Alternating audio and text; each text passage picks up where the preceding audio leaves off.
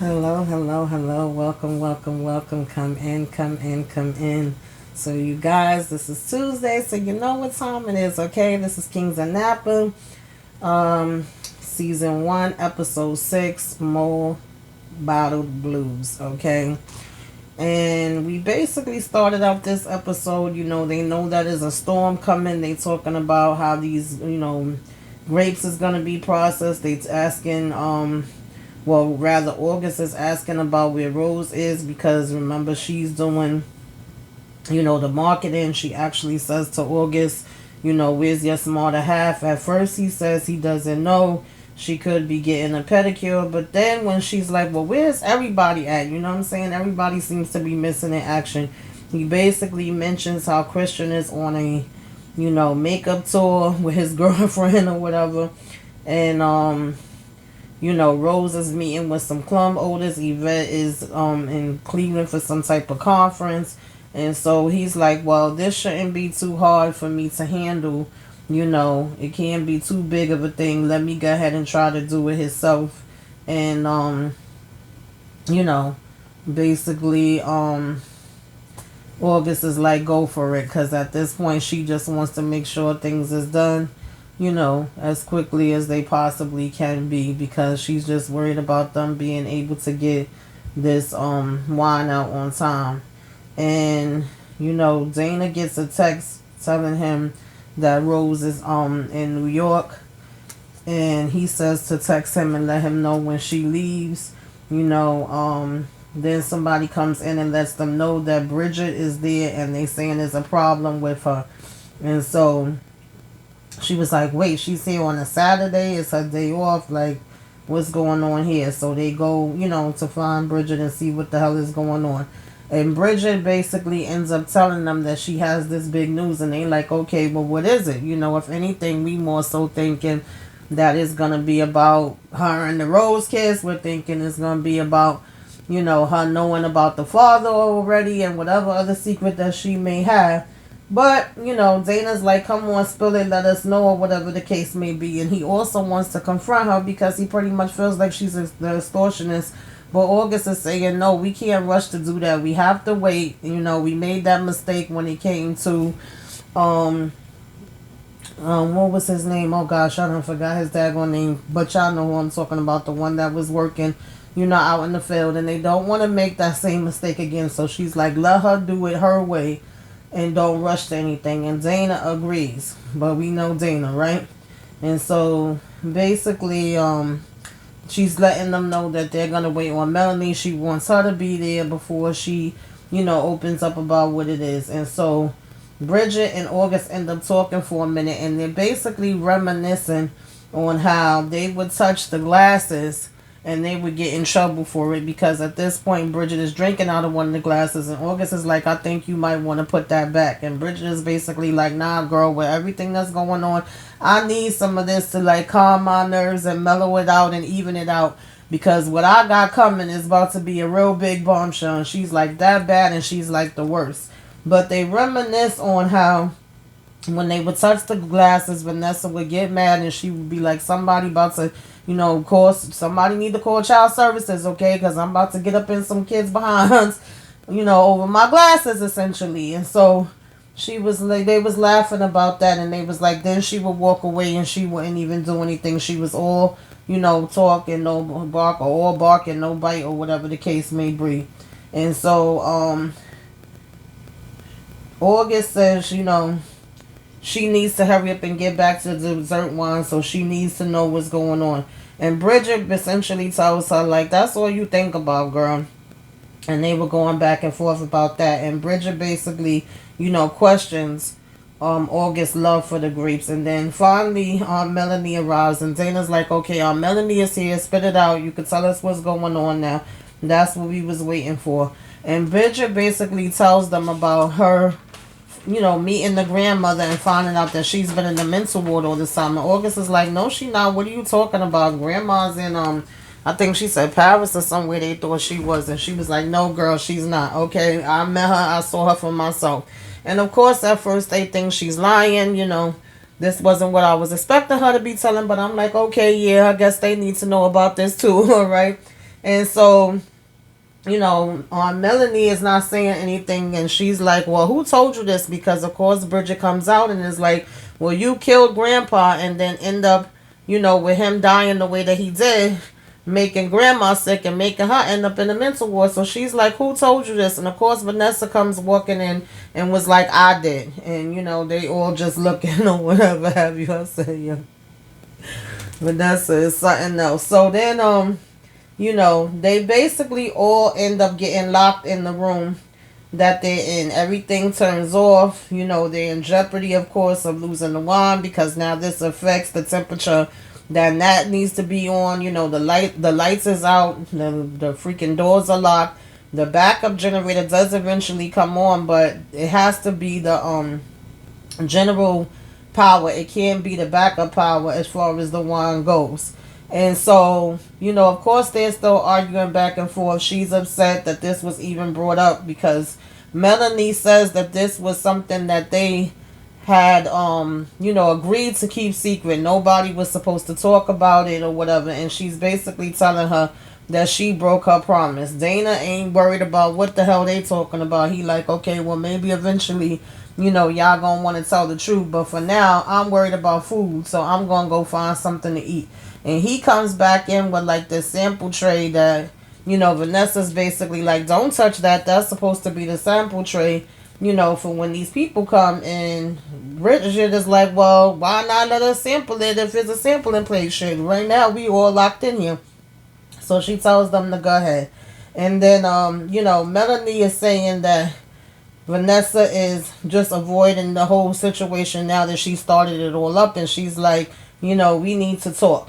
And she says that Vanessa doesn't know the whole truth. She's like, you out here telling people stuff when you weren't there to see everything. You're just going by what our mother said. And then she starts getting like blurry vision. She's looking like she's about to pass out. We do know that she was at a doctor recently and that she's been getting sick. So I don't know if it's like the stress coming on or whatever. But at this point, Bridget does get worried about her. August passed her a water bottle to give to her. And she was like, maybe we shouldn't talk about this right now. And Dana's like, no, you open this can of worms. We need to hear this. And we need to know what's going on. And so Melanie starts saying, no, she does want to tell everybody. They do need to know. Since it's out, let it all be out or whatever, that they need to know the truth. And she starts telling them, which I knew it was more to the story, but I really was not expecting this. She basically tells them that when she came home, she was about 16 years old. Her and her mother was arguing back and forth. The mother had slapped the mess out of her to the point where she saw stars. And then she was about to come and hit her again. She had charged at her once she saw that she had a joint in her pocketbook. And her father basically came and I guess was trying to stop her from hitting her again. And she pushed the father back off of her and was still trying to go after Melanie, at least according to her. And, it was an accident or whatever. She didn't mean for it to happen, but he went falling back from her pushing him and ended up hitting his head on a, he fell and hit his head on like the end of the coffee table and end up having an aneurysm, the next day, which that does happen to people. And so apparently, her mother had made her promise not to tell anybody. And when the cops came, she told them whatever story she wanted to tell them or whatever, excluding out the whole part of her pushing him. And she also wanted, Melanie to not to tell Vanessa anything about it. So, according to Melanie, this is what made her leave. She couldn't live with it. This is what basically ended up sending her mom to be crazy, to have mental issues, I should say, and to just snap, which I think anything like that would, make you break down. And so, of course, at first, Vanessa's calling her a liar, and they're saying, what's the truth? And she was like, look, like I said, they had told her not to say anything, and she was like, this is why, I had to leave. She said, at first, I was trying to, be on her side, be on the good side, because you know how she would come at us with certain things or whatever the case may be.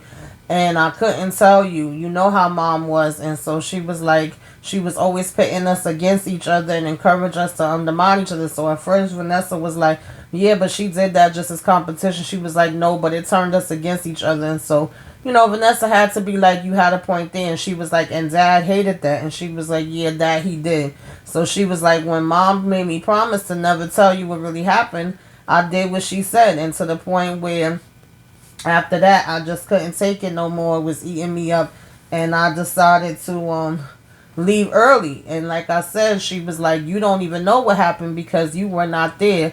You came home late that night from tennis camp." And so Bridget was like, "Well, Dad, the way you told the story, I'm thinking you was there and you saw it, but apparently she wasn't." And she just basically took the word of their mother, and she was basically also telling her, "You know, Dad never raised a hand at us, and never raised a hand and never raised his voice. So why wouldn't he be arguing with me to the top of the lungs?" And that's what would have made him, you know, have the aneurysm. And Vanessa also said that's true.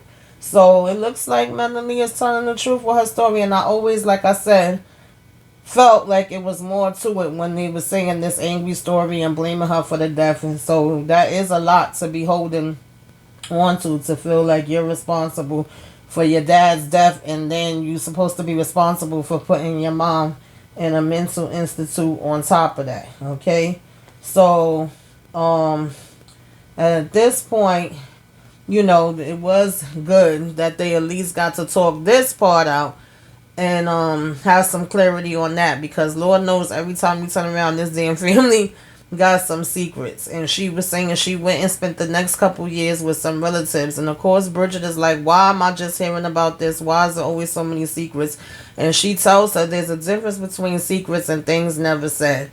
And then Vanessa gonna talk about, yeah, she was like, but you left out the part where you just left me alone, and I was the one that basically had to take care of mommy, you know, as she was slowly losing her mind, and that she was trying to call her and tell her that she needed her help and to come back. And she basically was like, look, I had to leave. I had to do what was best for me. And Vanessa's saying, but I begged you, you know. And she was like, you told me I'll be home soon, but you never came. And I spent my entire life, you know, basically taking care of mom alone. And, you know, that's, I guess, what started out with them having problems as siblings. And so August came over and was telling her mom, you know, it's okay, and giving her a hug and trying to console her and stuff like that. And then, you know, Vanessa does look as they're in there and notice that her glass is missing that Bridget was drinking out of. And she literally says the thing that they said she would say as far as the whole, you know, calling ACS and all of that. And Vanessa and Bridget laugh about that. And they look at Zayna like, what's your problem? Normally, you know, you would laugh about it too. And it's like he keeps, you know, picking at Bridget throughout the time that they're locked in there and looking at her evil and saying smart things. And of course we know that it's about him seeing her kissing Rose, but she don't know. So they're basically like, you know, what the heck is your problem? And so Vanessa had found the old fondue part and brung that out.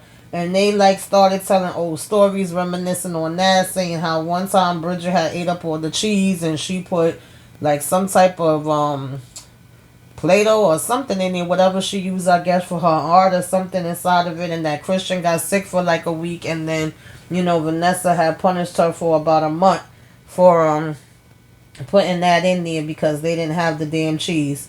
And, you know, she actually sits down and was like checking on her mother for a minute and asking how she doing. And she was like, well, can I ask you something? She was like, why did you ignore, you know, Aunt Vanessa so long? And, you know, she basically just goes back into what she was already telling Vanessa. I mean, yeah, what she already said to Vanessa, rather, as far as she just couldn't face it and she just couldn't be there. And so Vanessa was actually saying to Melanie how I known. Sorry, y'all, 1 minute. You know how this go, my damn throat start itching. She was just saying to Melanie, had I known, we could have talked about things and we could have addressed things differently, and it probably would have saved us both, you know, a lot of headache. And she was like, why didn't you tell me? You didn't think I would believe you. And so Melanie is like, of course, looking back on it now, I know I didn't handle things right, and I know that I could have did it differently, and I wish that I would have. I could see that now, but at the time I couldn't. And they also basically talked about how mental illness was not the way that it was now, and they didn't feel comfortable talking about it. Most people didn't talk about it. They brushed it, under the rug, and they were not addressing mental illness the way that they are now. And I could say that that is very true. I know in my family, they would have a habit of being like, oh, they was just sick, or they had what the hell they call it? They was having a what the heck do they use the phrase they used to use sometimes? Oh gosh, I can't even think of it right now. To come a spell. That's what they would call it. Instead of being like, no, your aunt is diagnosed with this, your grandmother's diagnosed with that. So, I know that there is some truth to that, and that we do still have a lot of stigma and a lot of people that are not aware of it, even though it's came a lot further than what is used to be. And so I'm glad that they was shining a light on that. And Vanessa does essentially tell Melanie, look, I can forgive you for the part with mom or whatever, but I can't forgive you with sleeping with my husband. And I'm not mad at Vanessa for that, okay? That's going to take some time, sis, all right? That ain't something you could just get over like that, because I don't feel like, a sister should be sleeping with her sister's damn husband, okay? But, they, of course, 1 minute was giving apologies and talking everything out, and they was like, this is a good step forward. With y'all talking, that's the only thing we could resolve. August is saying, this is great, guys. She was like, the first step in healing is, telling the truth and dealing with things. Bridget is like, yes, this is a good way down the road.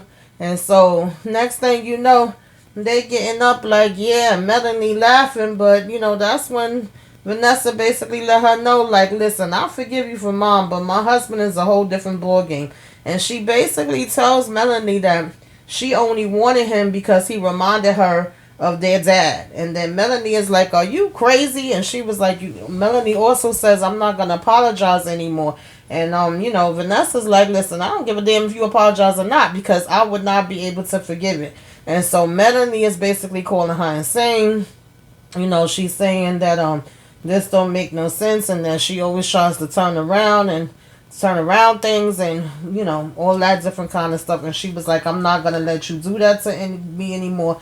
So Melanie basically starts to get a little crazy to me, okay? Like, you overstepping your bounds here, Melanie. She started talking about some, oh no, I didn't just cheat and I didn't throw myself at him, honey. He came crawling and wanting that type of thing, and just making the situation even worse. And they all telling them to stop and trying to, like, get them apart. And so Melanie then says, you left Reggie and the kids or whatever. You walked out on them. There was a time when I had to step in and play mommy. She was like, you ain't telling them about that part though, when you wanted to go off and have your own career and you didn't feel like being a mother no more. I was good enough to step in and be mother then, and basically have to pick up your pieces. And I'm like, whoa, what is happening here? So, she was basically saying, I'm warning you, you're going too far and all of that kind of stuff.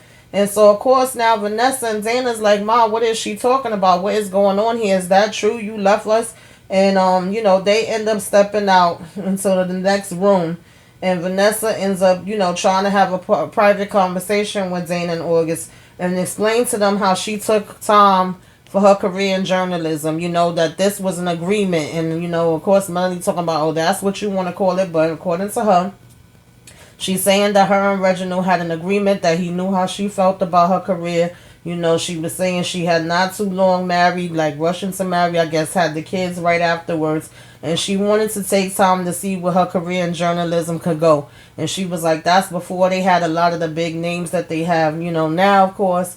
And that she was doing the evening news, and she felt proud to be doing something. She loved her job. It was an old classmate or old person that she used to work for, something that had got a promotion and called her up about the journalism job. And the only thing was that it was going to be away, of course, which meant her traveling.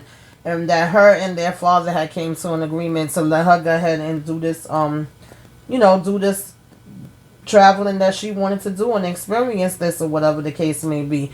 And so she went there to do it. And so August was like, you of all people then should understand. And she was like, you a real hypocrite, because You always going in on me like, when you gonna have a baby, when you gonna have a baby, when you gonna have a baby, knowing how hard it is, knowing all the different feelings that you yourself are saying that you experienced or whatever, knowing how much I love my job and my career, whatever, and that I'm not ready for that. And she was like, I'm happy with the way things are. You act like I'm not a full woman if I'm not married or if I don't have a child. And we also know that this is something that a lot of women go through, right? Where it's like, oh yeah, you gotta have this baby, you gotta be married to this man. And sometimes some people just don't want that, and that doesn't mean that they still can't be married, was essentially, the point she was trying to make. And so Vanessa did apologize for that and say that she will try to do better. We shall see, Vanessa, okay? And then we kind of had, Bridget and Melanie having the same discussion too, because Bridget was like, well, okay, you sitting here talking about how you played mama for, Reginald with the kids. What about me? Because you literally left me too and went off for your career. And it was actually where it was kind of similar, because Melanie basically just said that, she had really loved her career and she wanted Bridget to be able to have, a stable home and stuff like that, and not to be moving from place to place with her, being as though she traveled so many different places to do her work. And so, that was the point of her leaving her there. So really the conversations was actually similar. It was like, you accusing Vanessa of leaving her kids, but then you left Melanie. And on top of that, you was watching the kids for the period when she left, but then had them watching Melanie. So it was actually where they actually had more in common and more of the same stuff going on than differences, really, when you look at it, because it's really the same arguments. And just as, August was venting and saying, well, damn, you done made me feel this way, that I'm not rushing to have kids now, but you're saying that it actually was hard on you because you did rush and it did come fast for you. So I would think that would make you be even more understanding to how it is for today's woman compared to where, you was or whatever. And at the same time, you have Dana start telling her it's her fault because he's getting different texts pertaining to Rose, and they keep saying like, well, Dana, what's going on, with you and Rose? Why aren't you telling us? And he's basically like, Rose left me. And I'm like, what? Okay, what the hell? Rose left you? So he's saying, yeah, and he's blaming his mom for that. He's saying because y'all had a bad marriage and y'all led, by bad example, that's why we have the issues that we have. Y'all not telling us everything. Y'all hiding this and hiding that. And we don't know how to deal with certain stuff because it's never talked about. And of course, August and Vanessa's like, what are you talking about? Where did you mean she left you? Left you to go where? Because, Dana's getting these different texts. So then he go out to where, Bridget is. At this point, Dana's over it. I guess he's like, I heard my mouth for as long as I can. I'm letting this out now. And so he starts asking, Bridget, do she know where Rose is? And she better not lie. He basically exposes the fact that he knows that they kissed. Everybody like, what? What is she talking about? Because even before that part happened, Bridget was just saying also to Melanie, confiding in her that she do have somebody she cares about. And she was like, oh, well, that's great. Like, who is this person or whatever? And did you tell them how you feel about them? And she's like, well, she's married and I don't want to do the same thing to her that you did with, Aunt Vanessa and my dad. And right behind that, you got Dana coming up and being like, yo, you trifling, you was kissing my wife and this and that. And everybody's like, what? And so he's asking her, do she know where Rose is and stuff like that? And he's like, don't lie to me. And at the same time, she gets a text and he snatches the phone from her. And he's like, oh, wow, what do you know? Rose. And, she's saying, thank you so much, for listening to me. And thank you so much for being there for me or something along the lines. So, of course, now everybody is looking. And in the midst of all of this arguing and going back and forth, August gets another one of her panic attacks coming on. And she just starts screaming like, stop it, stop it. Everybody shut the hell up, okay? Like, y'all driving me crazy. Y'all about to make me damn, pass the hell out over here or whatever. I cannot take it anymore. And she was like, y'all all need to get it together. She was like, what the hell is making this happen? What is wrong with this family? And at one point, Dana's like, we cursed. And she's like, no, we not cursed, but it's just a whole bunch of foolishness, a whole bunch of stuff that gives pass, from cycle to cycle to cycle, essentially. And we need to break this and we need to stop playing. She was like, on one hand, we'd be ready to kill each other, but on the other hand, we would go after whoever else, that messes with us, and it has to be a balance. She was like, Bridge, you need to talk with your mom. Give a little space in your heart for forgiveness. I do see that she's reaching out and she's trying with you. She basically was telling Dana, like, Rose has always had your back. Give her the benefit of the doubt, talk to her. She's been your day one rider, And she also tells Melanie and Vanessa, y'all gonna have to get it together because I need the both of you. You know what I'm saying? So she was like, some kind of way y'all gotta figure this out. And she was like, I'm really, really scared. If I don't have all of y'all, then I am going to fail. This isn't going to work. And, if we lose everything we have, that falls on me because I'm supposed to be the head person, which is essentially what Dana had, said to her in the beginning. And so she was like, it keeps her up all night. She be worried about it. It's freaking her out. She can't take it anymore. So she just basically started reading everybody they rights like, y'all going to have to do what y'all need to do, okay? Enough of the games already. And she was like, her father left a really huge space to fill, and she's still trying to figure everything out day by day. So Melanie had asked, Vanessa again if she could forgive her. And listen, to me, this is being real. Vanessa was like, nah, girl. Like, I can't, okay? This is going to be a one day at a time type of thing. This is not something that could happen overnight. And she was like, okay, I could deal with that. And so, of course, now that they're getting a little leeway, surprise, surprise, the doors open and unlock, right? And so, they actually starting to eat stuff and still chill out in the living room. They playing I Will Survive, doing karaoke, everything looking like, they're looking like they having a little bit of fun and a little bit of a good time right now, right? When they was leaving out, August had said to Bridget, like, aren't you going to go ahead and put the glass back now? And she was like, oh, I'm going to hold on to it for a little bit longer just to mess with her, whatever have you.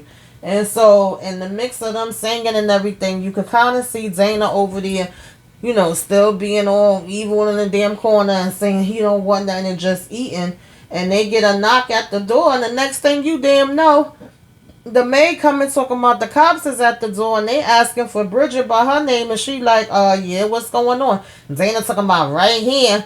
So the cops grabbing her and everybody is saying, what's happening? What's happening? I guess it clicks for August, and she's like, Dana, I know damn well you didn't. Yes, he did. Of course he did. Did we expect anything less? So he's like, yeah, she's the extortionist. She's the one that did this to us. And he starts to say how he already called Sean and let them know. And he finally tells her about having the cameras there, overhearing her say that she already knew that was her father, before everything came out, and also about the kids. So August is like, well, is this really about the extortionist thing, or is this just about jealousy? He gonna say it's both. And in the mix of them pulling damn Bridget out and, trying to pull her to the cop car, and Melanie getting in the way saying, no, what are you doing? Get off my daughter. Get off my daughter. They pushed damn Aunt Melanie down, and the next thing you know, she looked like she having a damn seizure on the ground. And Bridget is in the back of the cop car, screaming for help and saying, look at my mother, help her, help her, help her, and stop, what's going on, or whatever have you. And they look like they just driving off, like they could give two damn, boo-hoos at what's happening to her. And all the rest of them is around her screaming and saying, call the ambulance. So y'all, that was the end of the episode. What y'all think? What do y'all think? What do y'all think? What do y'all think? This was crazy. These people, they just keep it coming, baby.